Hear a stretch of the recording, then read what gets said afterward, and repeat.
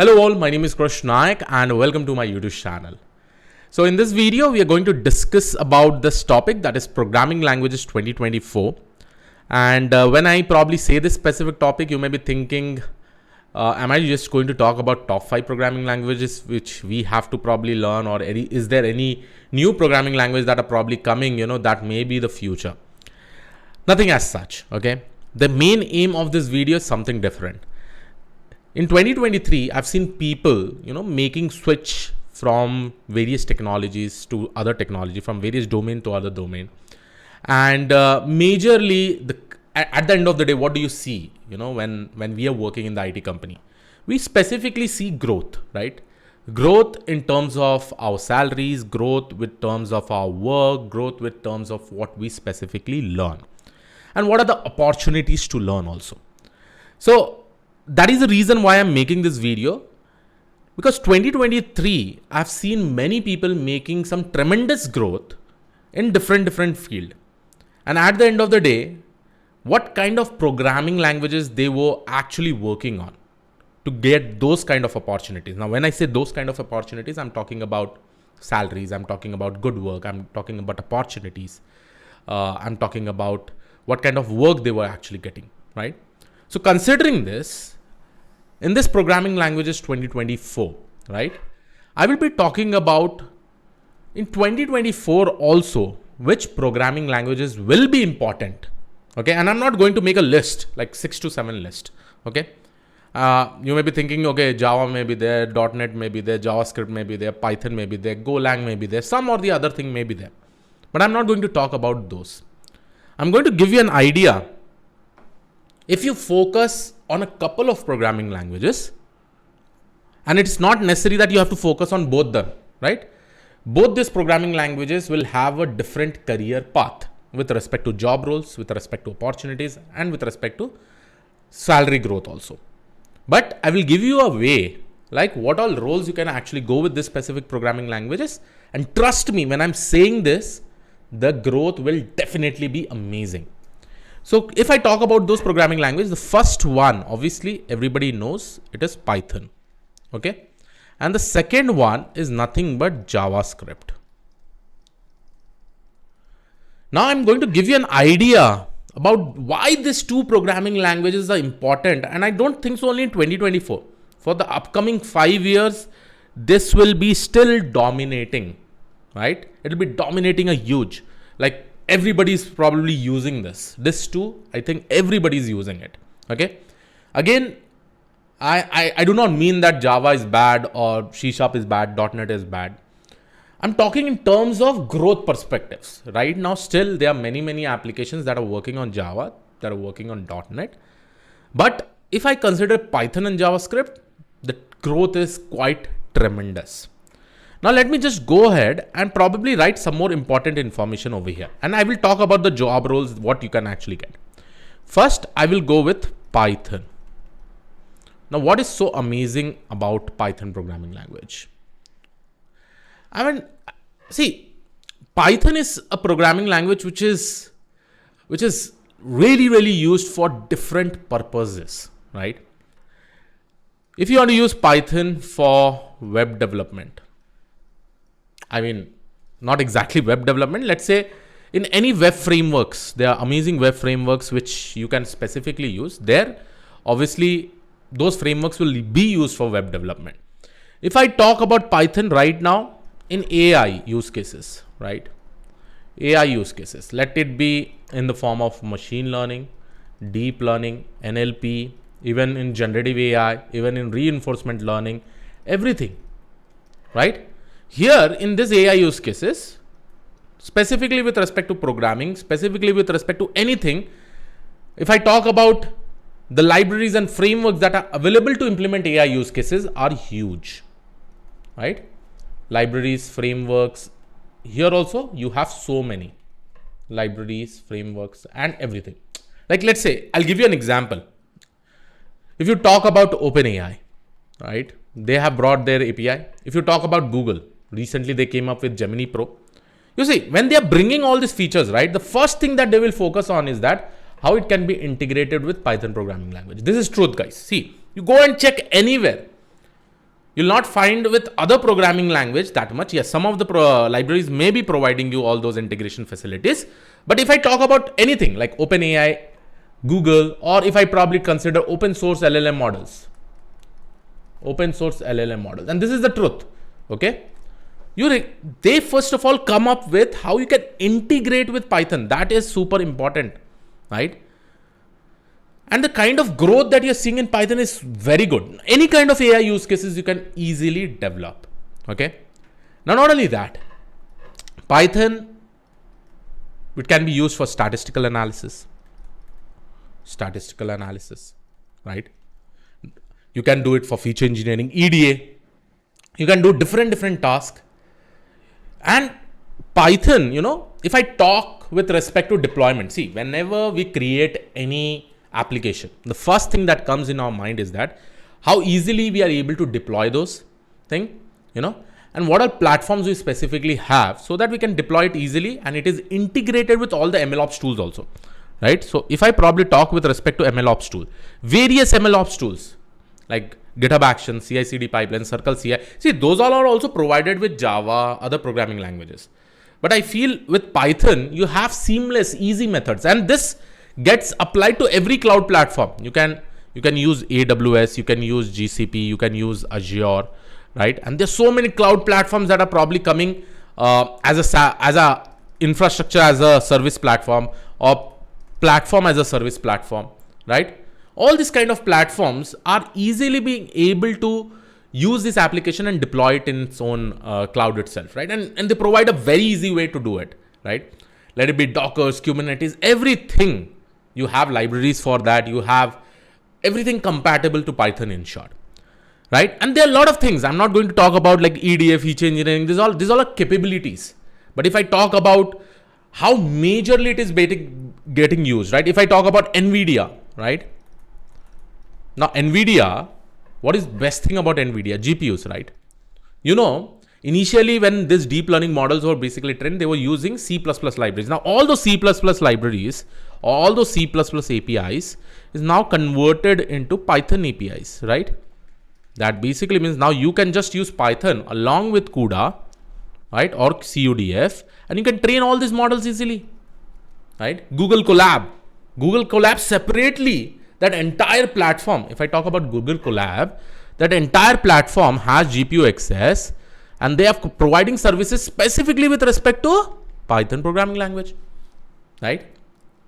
And one of the important thing, why Python is improving so much, why there is so much new things that are coming in Python, it is all because of this amazing community. So this community is growing in an amazing way. This is growing. So many libraries, so many packages, right? Libraries, packages. You see, right now you have packages for everything. You have packages for databases, how you can integrate with the database, how you can connect with the database and let the database be SQL. It may be MongoDB, it may be anything as such, right? Capabilities of generative AI. Now, vector databases are coming. And already all these packages are getting created for them also. So the ease of use, and what I like the best thing about Python is that ease of use. Okay, there are many points that I really want to talk about Python. See, Python is something. See, guys, I've worked some amount of experience. I have some amount of experience in JavaScript. I have some amount of experience in C#, ASP.NET. But when I saw probably Python, right? The main thing is ease of use, how easily it is being used, right? You can write modular coding. You can probably develop the entire project structure in the easiest way, right?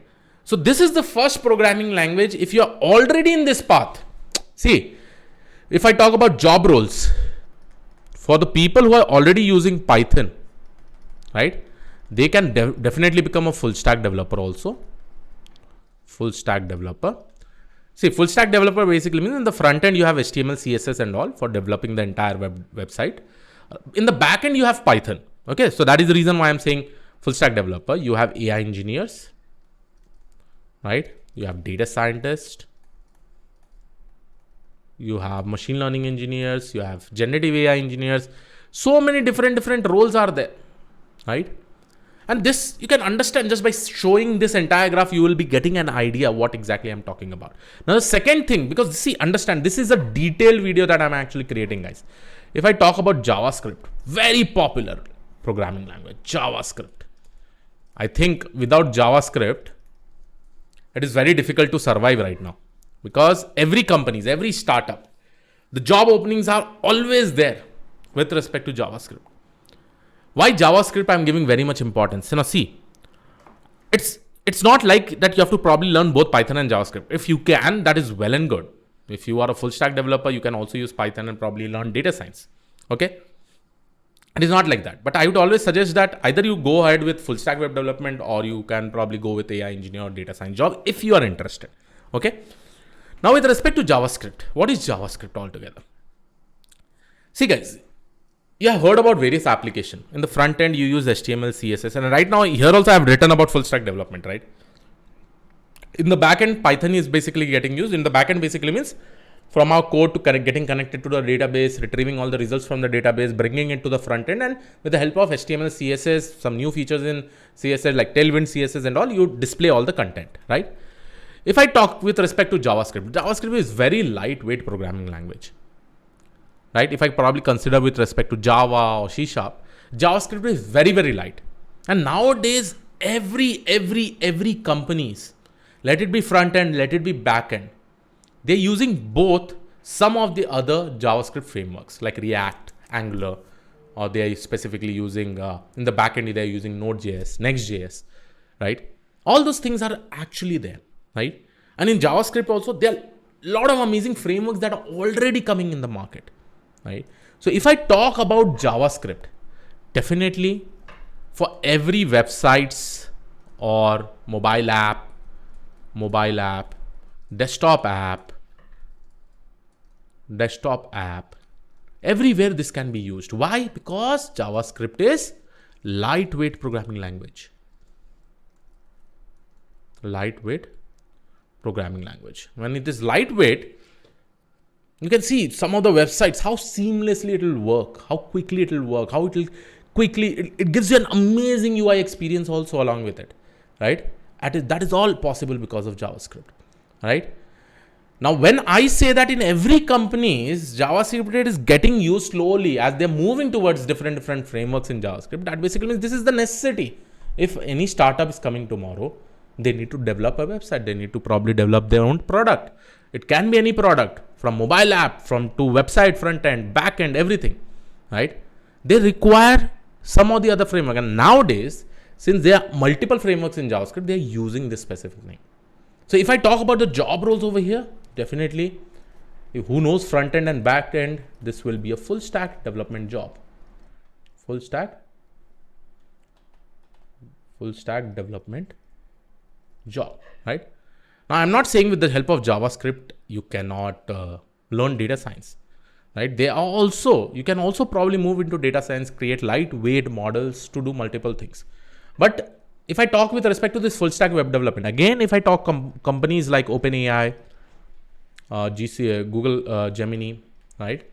I did not see Google Gemini, but OpenAI, if I talk about LangChain, these all APIs are also coming along with, see, LangChain is a framework and it also provides with respect to JavaScript itself. They all provide these specific libraries where you can connect to these APIs and quickly create chatbots, quickly create anything as such, right? But again, see, there are many frameworks, but at the end of the day, the core is JavaScript. If you're very good at JavaScript, learning all the other frameworks is quite easy. Okay. I'm talking about it, guys. I'm not just saying that, hey, data science is only the best. I'm saying this, okay, full stack web development is also an evergreen job. Anywhere, there will definitely be a requirement in any companies, right? So they are also coming. And if I talk about community is very, very huge. Community is very, very huge. If I talk about DSA, data structures and algorithm, everything is there in JavaScript. Even in Python, if I talk about DSA, it is there, right? If I talk about all the MLOps tools, whether it is compatible with JavaScript, yes, definitely it is. Because at the end of the day, you are developing this. If I talk about cloud platforms like AWS, GCP, Azure, everything is perfect in this, right? Now, why I'm just focusing on these two programming languages, guys? 2023, the average hike from my results that I've actually seen is 85 to 95% specifically for the people who already know Python. And with respect to JavaScript, it is somewhere around 80 to 85% hikes. So that, see, job role is definitely different. This is probably for data science. This is probably for full stack web development, right? If I'd probably say which jobs has more opportunities, if I will still say with respect to full stack web development, right? Web development, full stack web development, right? With respect to Python, again, you've seen so many stories that I've already put up. So again, I'm not saying that I'm not saying anything is bad. What will happen in the future, that will happen. But it is a good idea that we plan our year going ahead very much easily, right? And in a better way. We have to probably see the past result. We have to see the growth. But trust me, if you're focusing on this, the growth will definitely be more. And this is what is our aim working in an IT company. So I hope you like this particular video. This was it from my side. I will see you all in the next video. Have a great day. Thank you, one all. Take care. Bye-bye.